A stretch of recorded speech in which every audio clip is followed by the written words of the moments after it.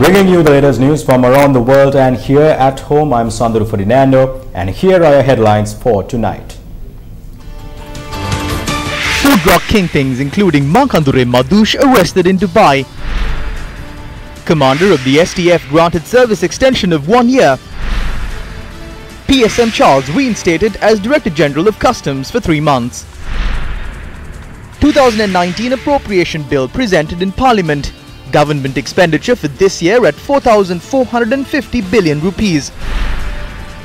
Dimut Karunaratne appointed skipper of Sri Lankan Test squad touring South Africa.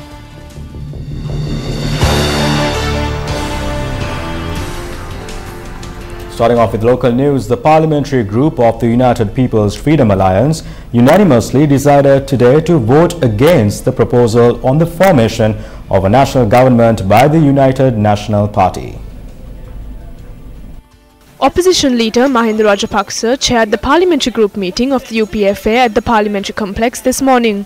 At the meeting, parliamentarians said there is no need for the proposal to be taken up for debate in parliament this week, and they agreed to use their vote against this proposal. Leader of the House, Lakshman Kiriyalla, handed over a proposal to form a national government to the Speaker, seeking approval of Parliament to increase the number of cabinet ministerial portfolios. According to the leader of the House, the debate on the proposal is scheduled to be held on the 7th of this month. MP Ali Zahir Maulana contested separately under the Muslim Congress. They are forming this national government to include him. This is not a national government. This is a government of the United National Front. So clearly this is an illegal national government. We have joined hands with a number of other parties and are taking steps to unite and defeat this proposal. I would like to stress that if members of the Sri Lanka Freedom Party or the United People's Freedom Alliance vote in favour of this proposal, certain steps will be taken against them.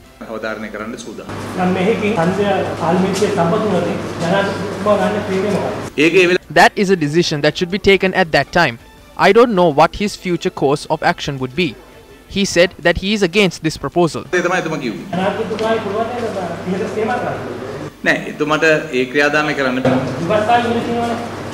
If this is passed in Parliament, it will be implemented. But before that, there are many things that we can do. We are working on it.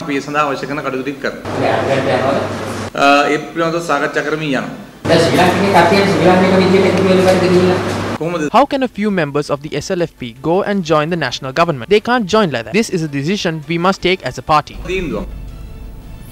Meanwhile, underworld leader and drug kingpin Mankandure Madhush was arrested with 24 others at a celebration held at a hotel in Dubai. Now, the police states that among the arrested are 5 notorious drug peddlers. Police also confirmed that 2 of the men are Kanjipani Imran and Keselwate Dinuka. Among the others are a popular singer in Sri Lanka, Amal Pereira, his son and another Sri Lankan actor. Police said the 25 men were arrested during a celebration held for Mankandure Madhush's son. Photographs allegedly taken during the birthday celebration are being circulated on social media. Samarasinghe Arachige Madhush Lakshita alias Mankandure Madhush becomes a key player in Sri Lankan criminal history following the assassination of Danny Hittatia, the former chairman of the Southern Development Authority. Madhush is linked to many robberies and is reported to have maintained a relationship with the LTTE organization. Mankandure Madhush is charged with many infamous murders in Sri Lanka and is considered to be the key person who handles the main drug ring in the country. Information is available to claim Madhush ordered the killings of members of rival criminal gangs over the past few years. Another arrested suspect named Kanjipani Imran is a close associate of Mankandure Madhush. It is speculated Imran's gang killed another underworld leader, Panditage Shantakumara, also known as Kosmalli, in March last year. Kosmalli's decapitated head was found close to the Halsdorf court. On the 26th of August last year, a woman was gunned down in Maligavatta and she was Imran's first wife. Keselwate Dinuka is a member of a criminal gang run by notorious underworld gangster Sanka. He is suspected of peddling drugs in a large scale. It is believed that Keselwate Dinuka was also involved in an altercation between Sanka and Dematagoda Chaminda, another underworld leader. Meanwhile, 3 suspects were arrested for the possession of 110 kilograms of heroin in Piliyandala. The investigative unit of the Excise Department said that 2 of the officers posed as buyers and apprehended 2 suspects in possession of 10 kilograms of heroin in Vellavatta. A further 100 kilos of heroin was discovered in the house of the 3rd suspect in Gathabuana, Piliandala. He was arrested based on the information revealed during the interrogation of the first 2 suspects. According to the Excise Department, the stock of drugs had been brought into the island via sea 2 days ago. This stock of heroin has been identified as heroin that belongs to the brown sugar type. The seized heroin was valued at over 100 million rupees. Meanwhile, 2 suspected drug peddlers were arrested in Mihindupura, Maharama yesterday. According to our correspondent, 250 packets of heroin were found in the suspects' possession. The Cabinet of Ministers have approved the proposal to grant a 1-year service extension to the commandment of Special Task Force Senior DIG M.R. Latif. The proposal was submitted to the Cabinet by President Maithripala Sirisena. M.R. Latif was appointed as Senior DIG on the 20th of April 2016, and since the 19th of August that year, he served as the Commandant of the STF. The Narcotic Bureau and the Organised Crimes Division come under the purview of Senior DIG M.R. Latif. A discussion regarding drug peddlers were held in Parliament today. How many people have been sentenced to death due to drug peddling activities, and there are complaints that the respective files have gone missing. When President is attempting to implement the death penalty against those who are accused, why is this being delayed? Who is behind this?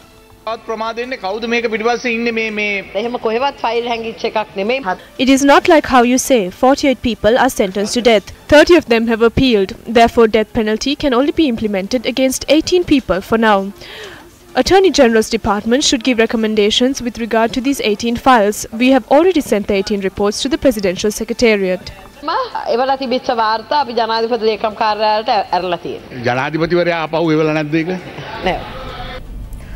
The presidents of Maldives and Sri Lanka have agreed to work according to a broad and new cooperation in the process of working against illegal drug trafficking.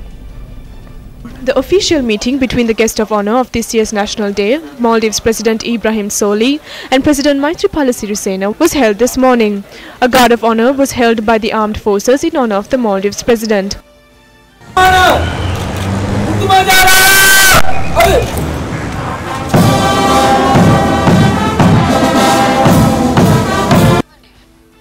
During this meeting, the Maldives President highly appreciated the special procedure taken by President Sirisena to curb illegal drug trafficking and his great commitment towards it. The leaders also discussed about the ways to further strengthen the bilateral relations between Sri Lanka and the Maldives, as well as to revise the agreements entered between the 2 countries in the fields of trade, health, defense, education and naval cooperation, and also to enter into new agreements in relation to those fields. A special lunch hosted in honor of the Maldives President was also held at the President's house today. Continuing in more local news, customs trade unions called off their strike action this evening after they were officially informed of the reinstatement. Now, this was after the Cabinet granted its approval for PSM Charles to be reinstated to the post of Director General of Customs for a period of 3 months. Business activities of many sectors, including importers, were severely affected by the trade union action conducted during the past 7 days. Continuing in more local news, the appropriation bill including estimated expenditure for this year was presented to the Parliament today by the Leader of the House, Minister Lakshman Kiriella.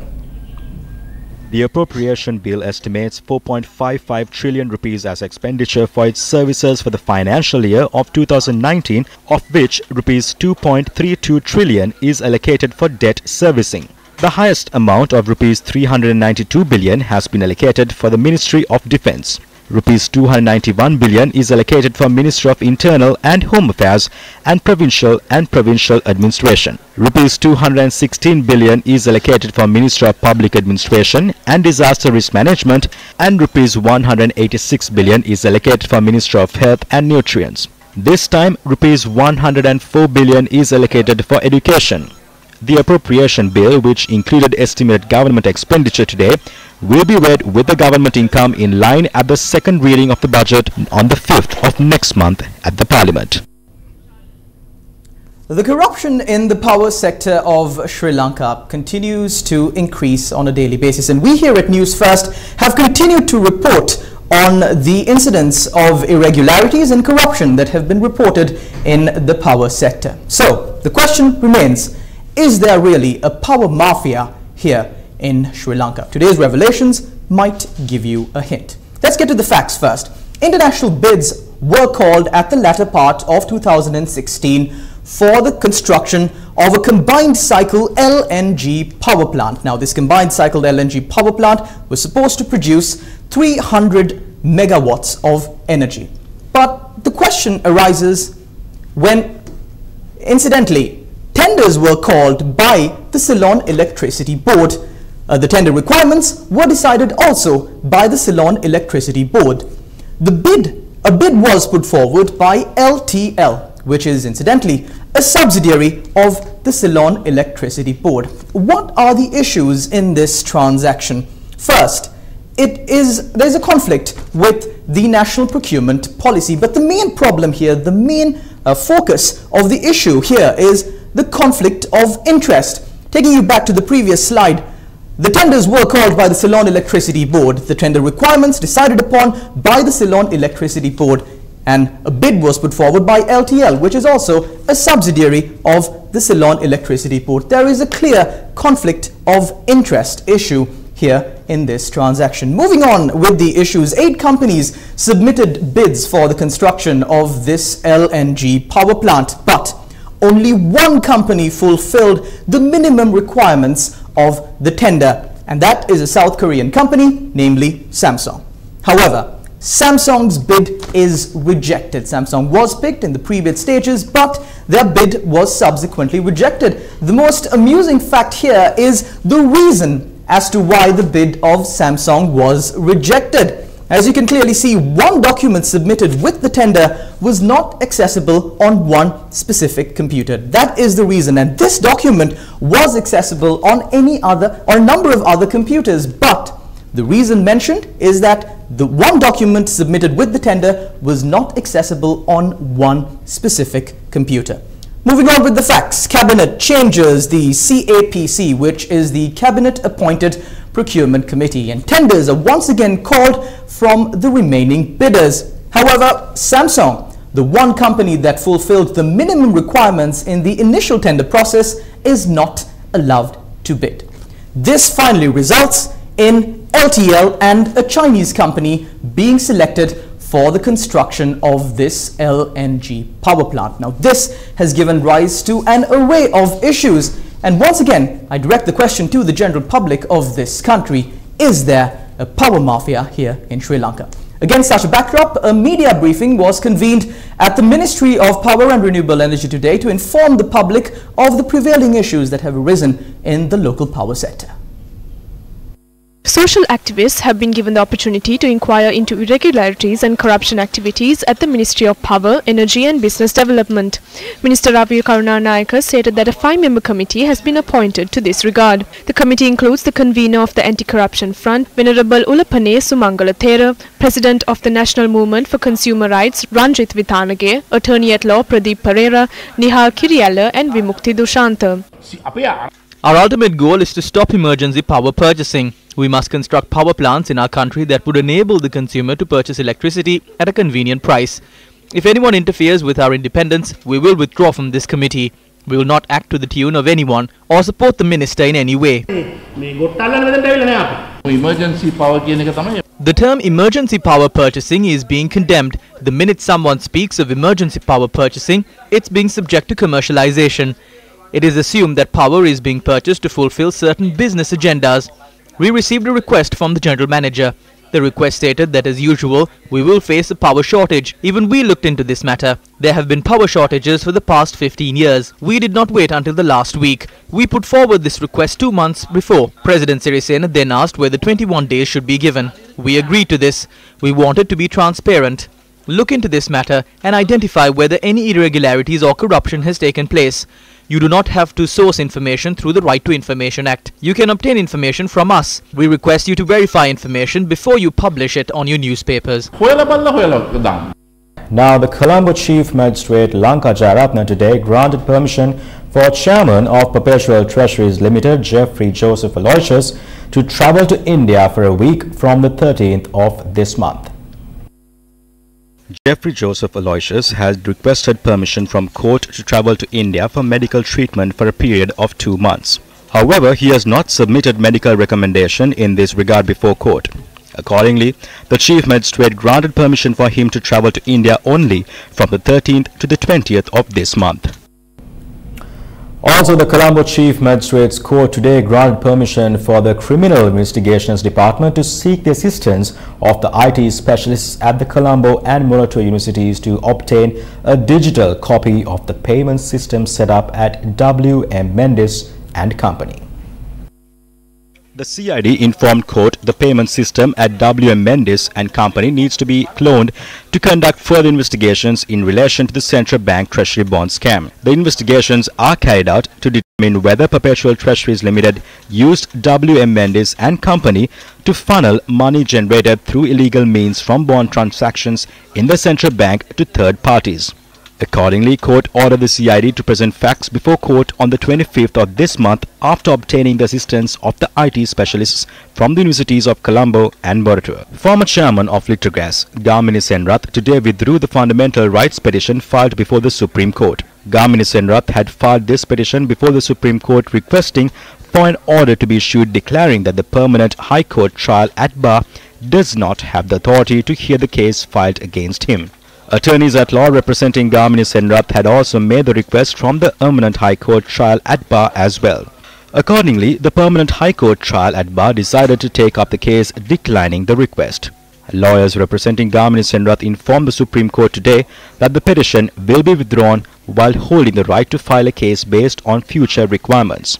The fundamental petition was taken up today before a 5-member bench consisting of Justices Sisira Diabru, Bhuvane Kaluvihare, Priyanta Jayawardena, LTB Dehindaniya and Murthu Fernando. The Attorney General filed a case against Gamini Senrath and 3 others before the Permanent High Court trial at bar over several indictments including the misappropriation of 500 million rupees belonging to Litrogas. Representatives from the Attorney General's Department and Sri Lankan Airlines were removed from a team that was negotiating a deal with Qatar to allow more Qatar Airways flights to land in Colombo in 2003 by then Prime Minister Ranil Wickremesinghe. Now, this was revealed at the Presidential Commission of Inquiry on Irregularities at Sri Lankan Airlines, Sri Lankan Catering and Mihin Lanka today. Testifying at the Commission today, Sumuthu Upatissa, Head of Revenue Management at Sri Lankan, stated that former Sri Lankan Ambassador to the United States, Jaliev Wickremesinghe, had ordered a charter flight from Sri Lankan Airlines in April 2013 to travel from Washington to Mattala and had billed its expense to the Ministry of Foreign Affairs. This charter flight, which accommodated 100 passengers, had cost the airline $62,250, approximately more than 7.8 million rupees, which Sri Lankan Airlines is yet to receive. The adjournment debate on the report of the Presidential Commission to inquire into large-scale fraud and corruption was held in Parliament today. Here are some of the views expressed during the debate. The corrupt individuals whose names are included in this report are asking us not to argue or debate. We do not disrespect anyone's language in proficiencies. However, certain individuals who does not even read an English newspaper claims that they cannot debate on this matter as an English translation of the report is not available. The report reveals the names of 34 perpetrators. Among 34 are individuals who are present here today. The central bank bond scam is the first and largest financial fraud that took place under the UNP governance. Among the main wrongdoers are the former central bank governor Arjuna Mahendran, Prime Minister Ranil Wickremesinghe and Arjuna Aloysius. Arjuna Aloysius, who is responsible for misappropriating 11.4 billion rupees worth of public funds, was invited for Mahinda Rajapaksa's youngest son's wedding. There are pictures posted on Facebook. Rohitha Bogolla Gama was appointed as the governor even after being identified as a perpetrator. In the report relating to the Ratna Lanka Security and Avantgarde Maritime Security, Janaka Ranawaka was appointed as the personal secretary of the president after being identified as a wrongdoer in this report. This report also has identified Gotabaya Rajapaksa as a wrongdoer. Many are attempting to bring him forward as a presidential candidate for the upcoming elections. Jagat Pushpakumara, to my knowledge, is the director of the President's Special Project Team in the Uva province. Vimal Veeravansa and his group were also identified as perpetrators responsible for fraud that took place in the Ministry of Housing. You are just laughing. This is the government that deceived the people and their mandate. Reports which were prepared by the police after obtaining information with the greatest of difficulties was destroyed. We have introduced a system for good conduct and moralities for members of parliament. According to this system, while a member is speaking, you cannot interfere while he or she is addressing. According to MP Eran Vikramaratne, I cannot even be present at parliament. As per this system of good conduct, the Prime Minister will never be able to present himself in parliament. Among the 34, only one case has been taken to courts, and that is against Mahindananda Alutgamage. There are no court cases against the other 33. I went to the Court of Appeal. The Court of Appeal gave their verdict in favour of Mahindananda Alutgamage and ordered that this property of the Railway Department should be given to him immediately. With regard to the paddy scandal, a kilo of paddy was purchased at 45 rupees per kilo and sold for 24 rupees per kilo as animal feed. All of this was sold for 54 rupees, resulting in a total loss of 17 billion rupees to the Paddy Marketing Board. This was revealed in a report submitted by the COPE committee headed by Handunnethi. We have complained regarding these matters. However, not even a statement was recorded. The insurance offer, which was available for $50, it was given at $100. We complained this matter as well. The Mahapola Fund was also subject to a 2 billion rupee fraud. We have complained in this regard. However, this has not been a subject to any inquiry. The chairman has told the COPE committee that aircrafts belonging to Sri Lankan Airlines were cancelled. The chairman had told the COPE committee that aircrafts belonging to Sri Lankan Airlines were cancelled by Charitha Ratwatta's text messages. If this is not proved, I will resign from my position as MP. I make this statement in Parliament today. Are you ready to accept this challenge? If we prove that the cancellation of aircrafts was in response to a text message sent by Charitha Ratwatta, will you resign from your position as MP? If this matter is to be challenged, I will make other revelations as well. The Ministry of Health is bringing down medication for cancer. There are 28 cancer specialists in Sri Lanka. 27 specialists have claimed that these medications is not suitable for patients. However, the health minister, disregarding all of this for the sake of his brother's company, approves this. When the Kandy Expressway was constructed, a 10 billion fraud took place. We have even complained regarding the money that was transferred to the MP's Hong Kong bank account from the transaction relating to 33 acres of Port City land. However, none of these frauds have been looked into. According to a recent World Bank report, Singapore has topped the list of Asian countries where it is easy to run a business with a score of 85.24. The annual report titled Doing Business 2019 ranks economies based on how easy it is to do business. Sri Lanka is ranked 13th in Asia and 100th in the world with a score of 61.22. Sri Lanka and Pakistan have moved 11 positions up the list in comparison to last year, showing gradual development. Singapore has been ranked the second best country in the world to run a business. South Korea follows close with a score of 84.14 as the second best country in Asia. Being the world's fastest growing economy, India has seen enormous development to be ranked 77th globally. India moved up 23 positions in the Ease of Doing Business report as compared to last year, implementing reforms in two areas, such as starting a business and dealing with construction permits. The world's second largest economy and largest exporter, China, has seen significant growth in the economy and has been ranked 46th globally. Cambodia, Laos, Myanmar and Bangladesh are the lowest ranked Asian countries in the Ease of Doing Business report. Newsfirst Chaturanga Haprachi spoke to Force Commander Lieutenant General Dennis Gillenspore about the Army war heroes who were killed in Mali while serving the UN peacekeeping mission.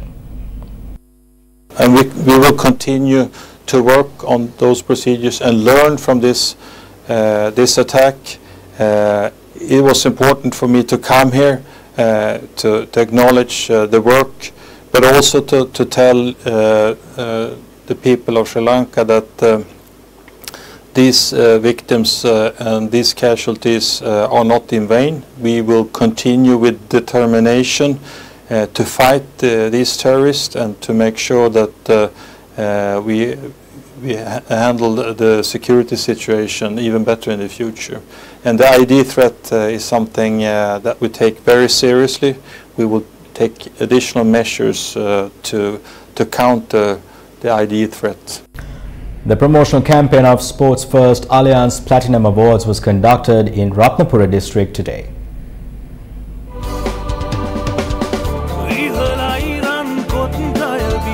The Platinum Award ceremony is organized to and award talented sportsmen and women in the country within the years of 2017 and 2018. Officials of the Ministry of Education, the Capital Maharaja Organization and Alliance attended the event held at the Sivali Madhya Mahavidyalaya in Ratnapura. Newsfirst Ratnapura correspondent Ruvira Abeyamanna, who recently lost his life in a tragic accident, was remembered during the event. Athlete Pubudini Rangika from the Ratnapura Sumana Balika Vidyalaya won the Platinum Award for the best sportswoman in the Ratnapura district. The torch of hope continued its journey from Ratnapura to Tissa Maharamaya today.